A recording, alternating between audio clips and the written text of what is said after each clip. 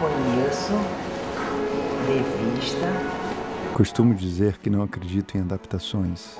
Adaptações sempre são, de alguma forma, um achatamento da obra, um assassinato do texto original. Por conta disso, defino o trabalho feito na minissérie como uma aproximação. Por isso também optei por um outro título, Capitu. Assim, a ideia da aproximação ficaria ainda mais clara, revelando não se tratar apenas de uma tentativa de transposição de um suporte para outro, e sim de um diálogo com a obra original. Na minissérie, estou reafirmando a dúvida presente em Dom Casmurro como parte do processo cultural da modernidade, como processo dialético da modernidade.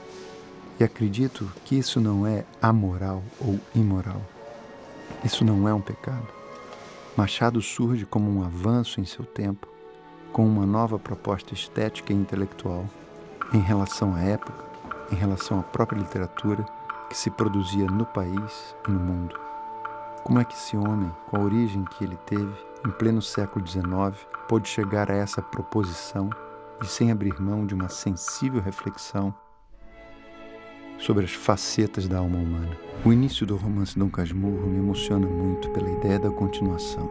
A primeira vez que um personagem fala no romance, e esse personagem não é outro senão Dom Casmurro, diz apenas uma palavra: continue.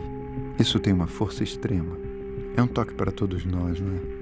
Para ele mesmo, talvez, que ali começava a continuar sua obra. E por aí então continuei eu, gostando de pensar que Machado permaneceu, independentemente da alta qualidade de sua literatura, porque soube continuar, insistir nos seus temas obsessivos, correndo todos os riscos por isso.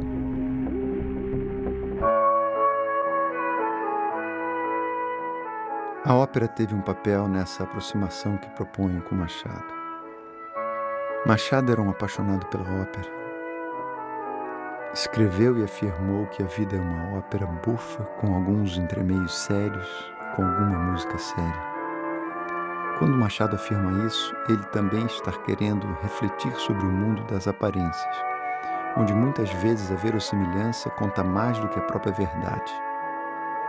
Esse é o mundo das máscaras, é o mundo da ópera, como metáfora do mundo social. Ainda duvida que saia daqui um bom padre? Machado é um autor do mundo, a literatura dele é do mundo. Sua crítica ao estado das coisas está muito clara em cada personagem. Cada personagem faz a sua reflexão sobre as mazelas do mundo a partir de sua ação e de seu ponto de vista, de seu pensamento, de sua caracterização. Ele era muitas vezes acusado de ser um autor que não falava das nossas coisas, do país, por citar passagens de Otelo, de Shakespeare, por exemplo. Mas no meu modo de ver, a força de sua literatura é exatamente essa antena parabólica que o próprio Machado é. Hoje temos essa história de estarmos plugados na internet, recebendo informações de todas as línguas, de todas as formas, vídeos, músicas, textos, blogs. Na época de Machado, as influências também não eram poucas. Corriam os anos das grandes invenções. Era o final do século. A ideia do progresso, a ideia de que, com o final do Segundo Reinado, a República atrairia um grande progresso. Então, o interessante é que Machado já se antecipava e, cético, dizia ser uma novidade que já nascia em ruínas, devendo sua existência ao trabalho escravo. Portanto, a ideia da ruína também está colocada na encenação da série. No centro da cidade, encontrei um cenário, que é um palácio, praticamente em ruínas, decadente e abandonado, mas que me serviu como uma luva às nossas necessidades de produção da minissérie. Quando percebi que o orçamento da minissérie não possibilitava gravar nas diversas ruas e casarões antigos, o velho palácio em ruínas passou a representar um pouco da alma da história de Dom Casmurro. Me pareceu interessante contar a história toda lá dentro, encenando todos os ambientes, todas as situações. E me agarrei a essa ideia da ópera e das ruínas e fui.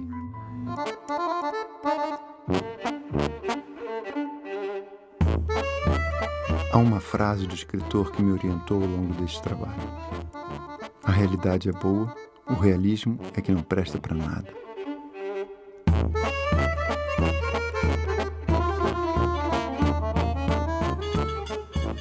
A impressionante e maravilhosa escrita de Machado do século XIX dialoga bem com inúmeros movimentos, inclusive com as correntes do surrealismo como o dadaísmo, que trabalha mais com assemblagens, colagens, repetições, afiches, cartazes, cartelas, e com a proposta de distanciamento entre obra e espectador. De certa forma, Dom Casmurro é montado assim, como um conjunto de colagens, de camadas, de tempos e de avessos. O tempo inteiro estamos conscientes de que Machado está elaborando um livro. Ele mesmo o diz. Dona Sancha, peço-lhe que não leia este livro, ou se o houver lido até aqui, abandone o resto. Basta fechá-lo. Melhor será queimá-lo, para lhe não dar tentação e abri-lo outra vez. Mas, se apesar do aviso quiser ir até o fim, a culpa é sua. O texto usado pelo elenco é absolutamente fiel ao que foi produzido por Machado. O texto é Machado puro, sem nenhum artigo meu, sem nenhuma vírgula minha. Tentei me aproximar dele com esse espírito da continuação, com esse tom dialético, libertando seu texto de leituras castradoras que o aprisionavam ao realismo do século XIX. Talvez eu tenha me agarrado um pouco àquela ideia borgiana de que o tempo não é linear, que o tempo é uma espiral e que você contém dentro de você todos os outros tempos vividos. Criei essa figura presente do Dom Casmurro. Eu não o deixei só como uma voz off. Eu convidei Dom Casmurro para que contracenasse com os acontecimentos de sua memória, como alguém que tem tanta saudade de si mesmo a ponto de materializar aquelas saudades. Ele é uma voz, mas ele é uma voz com um corpo com voz. Ele tem uma potência narradora. Ele está aqui transcendendo. Estamos no século XXI, falando desse corpo de Dom Casmurro. Os personagens de Dom Casmurro, quando foram retirados de um mundo real, foram todos colocados pelo escritor para dentro do espaço da literatura, que é um espaço da imaginação, de ópera. Imediatamente, eles ganham aspectos míticos. Não existem 8 famílias, não existem 15 mães.